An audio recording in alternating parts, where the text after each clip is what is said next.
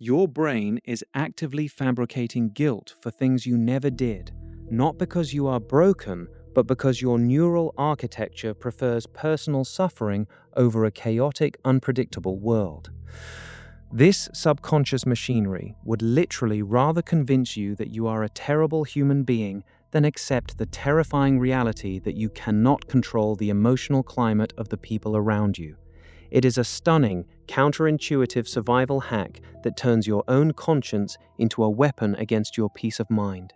You are about to discover how your brain runs a silent background program that makes you feel entirely responsible for problems you did not cause.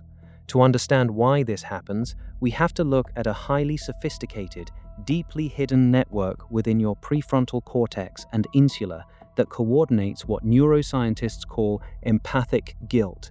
This is the exact biological machinery that takes someone else's pain, translates it into your own physical nervous system, and then misinterprets that discomfort as your own moral failure. Let us start with the human experience you know all too well. You walk into a room and the air is thick with tension. Perhaps your colleague is staring blankly at their computer screen, or your partner is moving dishes in the kitchen with just a fraction too much force. Instantly, without a single conscious thought, you feel a cold, sickening weight drop directly into the pit of your stomach. Your breathing shallowly shifts. Your mind begins to scramble backward through time, frantically searching for some word you said, some email you forgot to send, or some tone of voice you used that might have caused this disaster. You have done absolutely nothing wrong, yet you feel like a criminal waiting for the verdict. Why does this happen? To understand this, we have to look at the groundbreaking work of Dr. Lynn O'Connor and her research team in 2012. They investigated the evolutionary origins of what is known as survivor guilt and empathic distress. Their research revealed that highly empathetic individuals carry a deeply embedded, unconscious belief that their own happiness or peace is somehow a scarce resource that they are hoarding at the expense of others.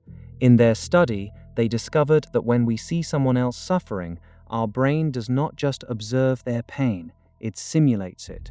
Your brain is not an isolated computer, it is an emotional simulator. When you see someone you care about struggling, your anterior insular and your anterior cingulate cortex, the twin hubs of your brain's pain matrix, fire in perfect synchronicity with theirs. To your subconscious mind, physical pain and emotional guilt look almost identical.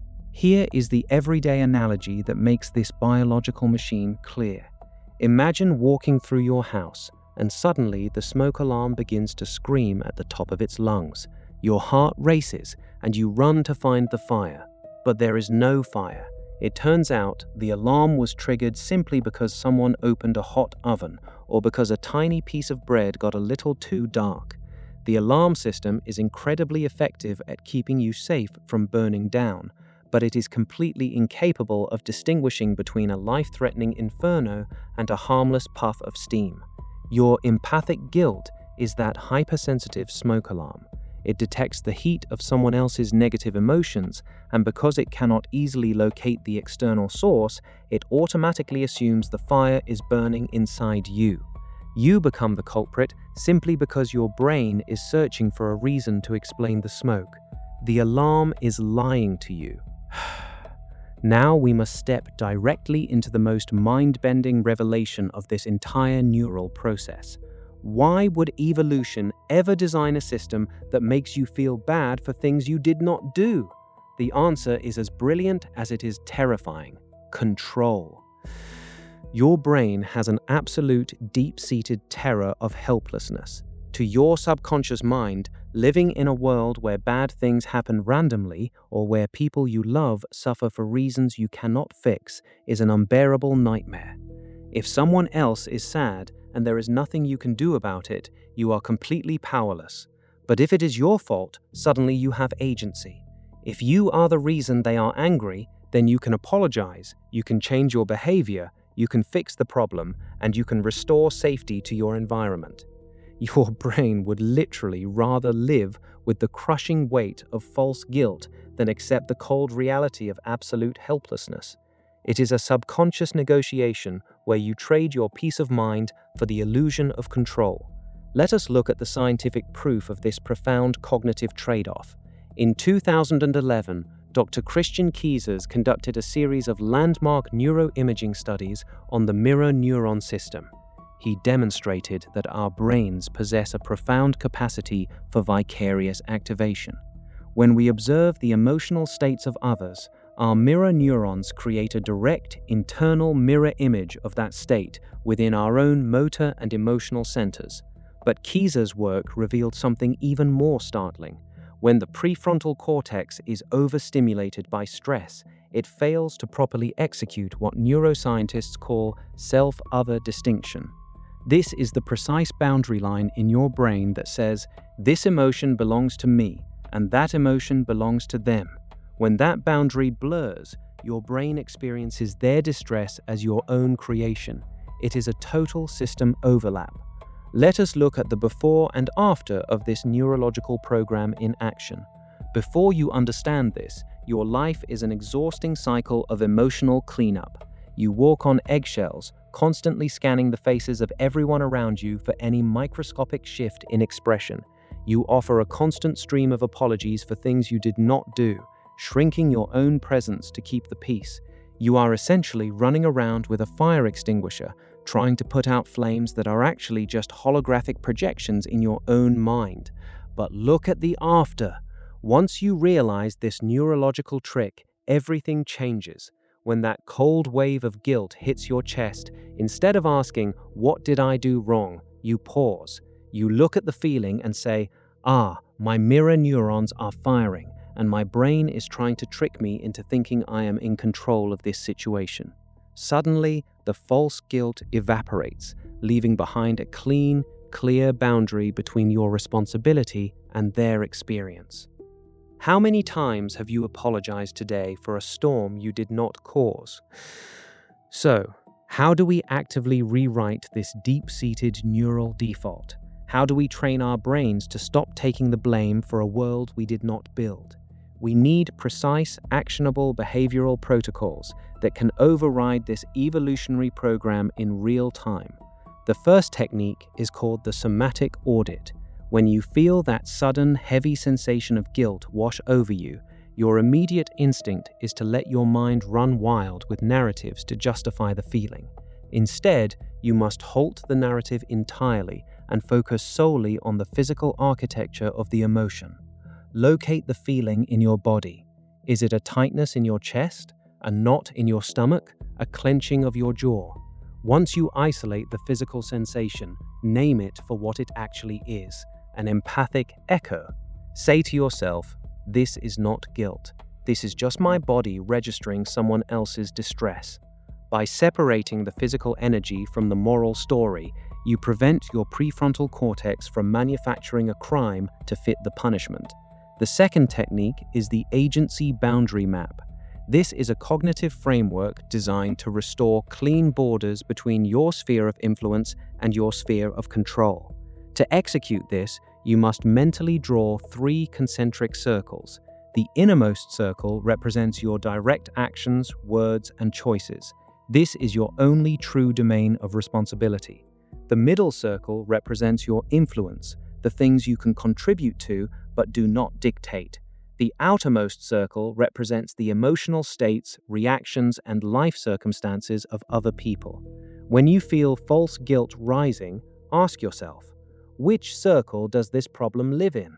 If it lives in the outermost circle, you must consciously repeat a specific verbal boundary. I can offer compassion, but I cannot offer custody of this emotion. This simple phrase acts as a neurological circuit breaker, stopping the mirror neuron cascade from flooding your personal identity. The third technique is the empathic pivot. Most people believe that to stop feeling false guilt, they have to stop caring altogether, but that is a profound misunderstanding of human biology. Your high empathy is not a design flaw, it is a neurological superpower. The key is to pivot your empathy from absorptive empathy to observational empathy. Instead of absorbing the negative emotional wave like a sponge, you become like a highly trained meteorologist observing a storm. You look at the other person's distress and mentally describe it with objective curiosity. They are experiencing a high-pressure system of frustration right now.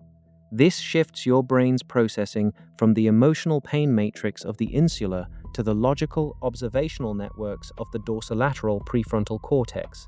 You remain deeply caring, but you are no longer drowning in a pool you did not fill. Guilt is not a moral compass. It is a neurological shield against vulnerability. Take a deep breath and let that sink in.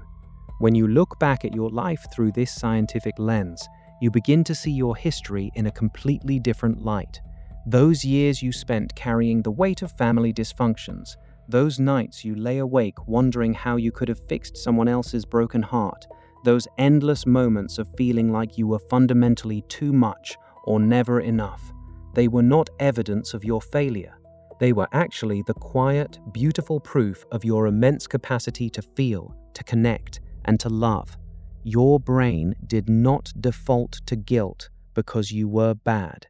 It defaulted to guilt because your capacity to care was so vast, your young mind simply could not find any other way to process the pain of the world around you. You were trying to carry a mountain with a shovel, and because you could not move it, you convinced yourself you were weak. But you are not weak. The blueprint of your mind is designed for deep connection, and now you have the instruction manual to direct that power exactly where it belongs. Your conscience is sometimes just an overstimulated nervous system looking for a storyline. Now that you know how to decode this silent emotional program, you hold the key to your own psychological freedom. Do not let your brain run old, outdated software when you have the power to upgrade your mind today. If you are ready to dismantle the hidden illusions that dictate your daily behavior, subscribe to Habit Decoded. We are just beginning to scratch the surface of the biological forces that drive your every decision. And if you think this neurological trick was surprising, wait until you discover the invisible barrier your mind erects the exact second you try to break free from your oldest habits. A hidden resistance program that actually uses your own success to pull you back into the dark. Stay curious, stay analytical, and keep decoding your mind.